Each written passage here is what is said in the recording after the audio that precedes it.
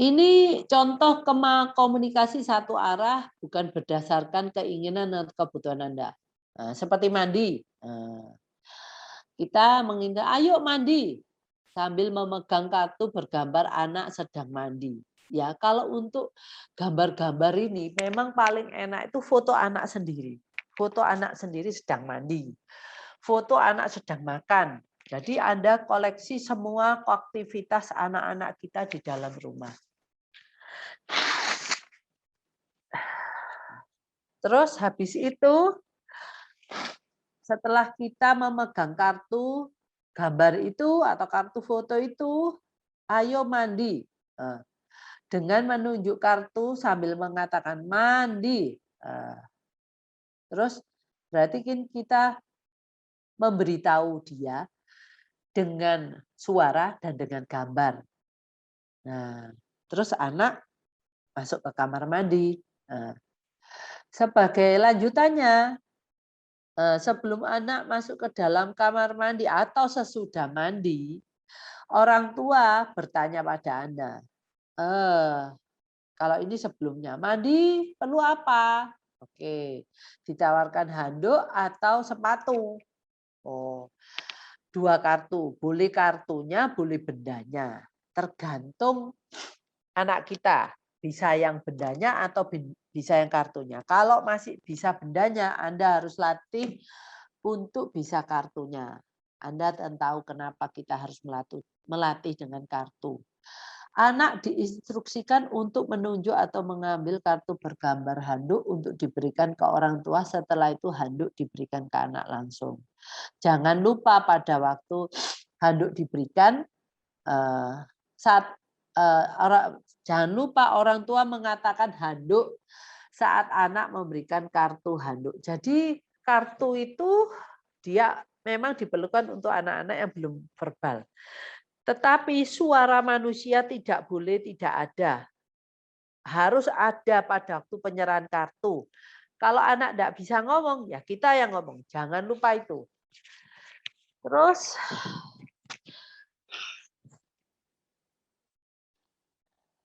baju dan celana. Nah, sesudah mandi, anak menuju kamar tidur untuk berganti pakaian. Orang tua mengarahkan anak dengan cara bertanya, kamu mau apa? Nah, ini bisa kartu, bisa juga benda, baju, baju atau topi pilihannya mungkin ya. Nah, dia menunjuk atau menunjuk kartu. Kalau anak belum bisa bicara kan dia cuma menunjuk, ibu yang ngomong baju. Oh, gitu ya Bu ya. Pokoknya itu saya sudah ulang-ulang berkali-kali, saya harapkan orang tua tidak bosan. Nah, saya ulang-ulang karena apa? Saya tahu penguasaan belajar itu kuncinya ya pengulangan. Nah, oke. Lakukan proses pengajaran komunikasi satu arah ini pada semua hal yang harus dikuasai anak dalam kehidupannya, sehingga komunikasi dua arah lebih mudah tercapai. Oke, ini materi saya hari ini. Sebelum saya ada satu cerita mengenai anak yang sudah verbal, tetapi komunikasinya sebenarnya belum bagus. Jadi orang tua ini saya dapat pertanyaan ini kemarin. Bu, kenapa anak saya ini kok selalu meminta sesuatu, tetapi yang diminta itu bukan sesuatu yang diinginkan dia. Bingung nggak?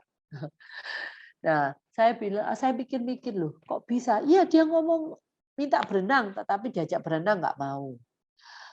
Minta main ayunan, tapi dia nggak mau main ayunan.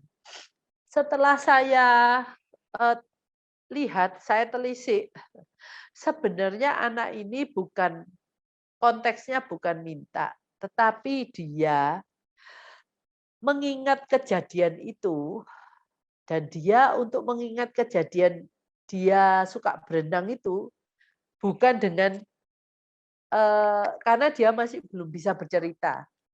Dia mestinya bercerita gini, Steven suka berenang. Mestinya yang dia mau ceritakan itu sepertinya cuman pemberitahuan. Tetapi yang dia tahu, berenang itu pada waktu berenang yang banyak kata-kata frase yang dia dengarkan itu ya, yuk kita berenang. Jadi dia memakai kata-kata itu, ini anaknya sudah verbal, memakai kata-kata itu untuk menggambarkan situasi itu. Nah, jadi dia umpamanya, tapi sebenarnya bukannya dia mau berenang gitu loh. Jadi kan anak-anak ini kan banyak replay film atau apa-apa yang dulu pernah dilakukan dia di dalam otaknya. Nah, waktu replay itu dia ingin memberitahu orang-orang sekitarnya, mungkin mama atau papa atau terapisnya dengan dia karena nggak punya kata-kata lainnya, ya yang dikatakan adalah, oh saya selalu sering dengarnya kata-kata ini, ya saya pakai kata-kata itu untuk menceritakan keadaan itu. Padahal kata-kata yang dipakai oleh dia adalah kata-kata permintaan, ajakan untuk berenang. Lah ibunya kan terus bingung, loh dia tuh minta berenang, tapi tak ajak berenang kok nggak mau. Nah itulah kendala kita kalau anak kita belum punya kemampuan untuk berkomunikasi yang benar. Dia pengen berkomunikasi tapi alatnya nggak ada. Ya, dia belum bisa ngomong, belum bisa cerita, oh ini adalah Steven berenang, ini Steven main ayunan. Nah, maka dari itu kumpulkanlah semua aktivitas yang dilakukan anak, disukai atau tidak disukai, itu ajaklah anak ini, kita dengan anak berdiskusi untuk menerangkan satu kata apa ini yang dari gambar itu. Jadi anak supaya tidak terjebak untuk mengatakan kata-kata yang maknanya lain. Gitu. Itu yang mau saya saya perjelas di sini.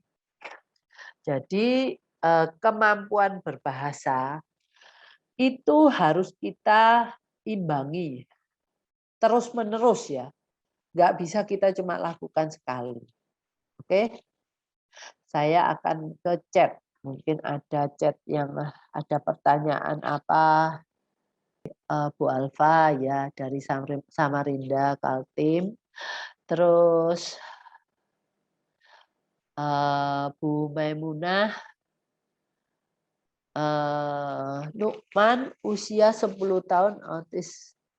Oh iya, Bu Maimunah, ya nama anak ini untuk ikut ya door prize itu ya mungkin ya.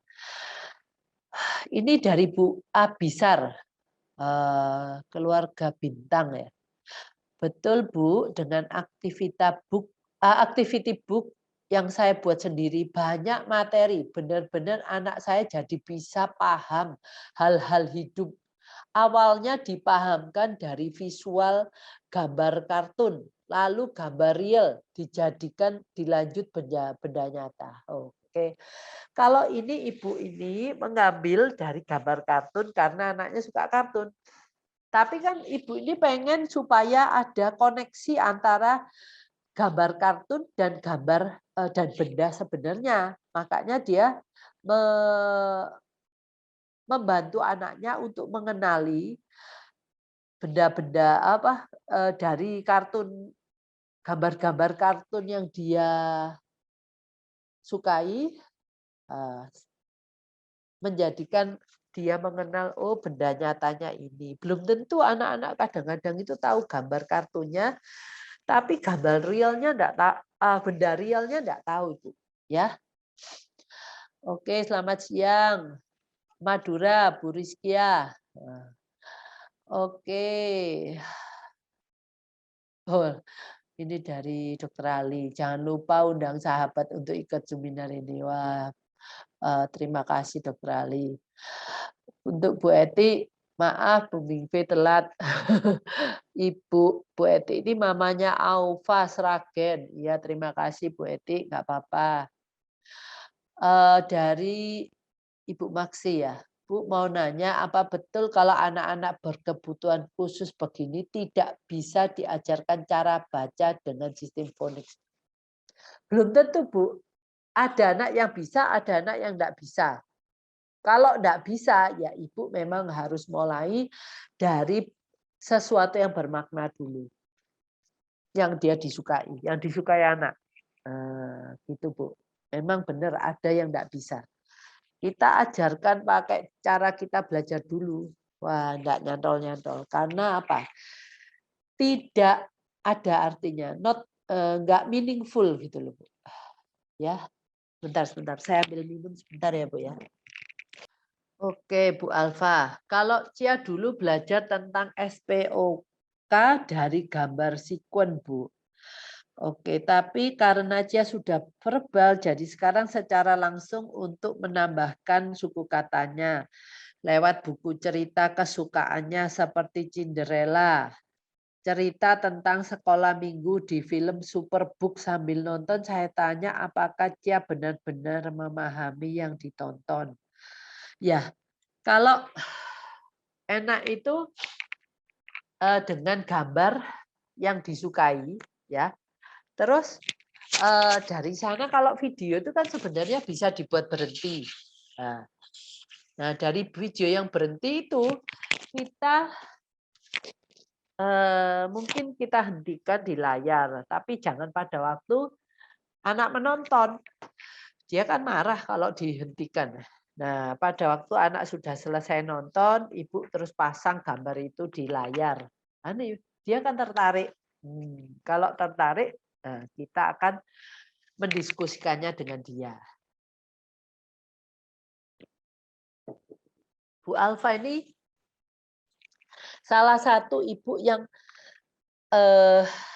benar-benar walaupun Cia itu sudah ngomong, tapi dia tahu kayaknya Bu Alfa bahwa kosakata dan cara dia membuat kalimatnya tuh masih belum sempurna. Jadi perlu penyempurnaan dan kita kalau anak kita sudah ngomong itu satu kata kita jangan terlalu bangga dulu. Jadi kita harus ya memang ini harus diperjuangkan sampai kapan ya? Sampai ya dia bisa menyerupai atau berkomunikasi sampai seperti anak-anak lainnya. Ya, itu keinginan kita kan. Oke, mungkin Bu Alfa ini satu waktu bisa jadi pembicara, sharing bagaimana dia dulu mengajarkan anaknya. Nanti kalau saya sudah selesai sesi saya Bu ya, nanti saya mau tanya orang tua yang punya hal-hal pengalaman yang bisa di-share dengan orang tua lainnya. Nanti Ibu mungkin bikin satu video ya. Nanti kita play videonya. Setelah kita play, orang tua bisa bertanya ke Ibu secara langsung gitu.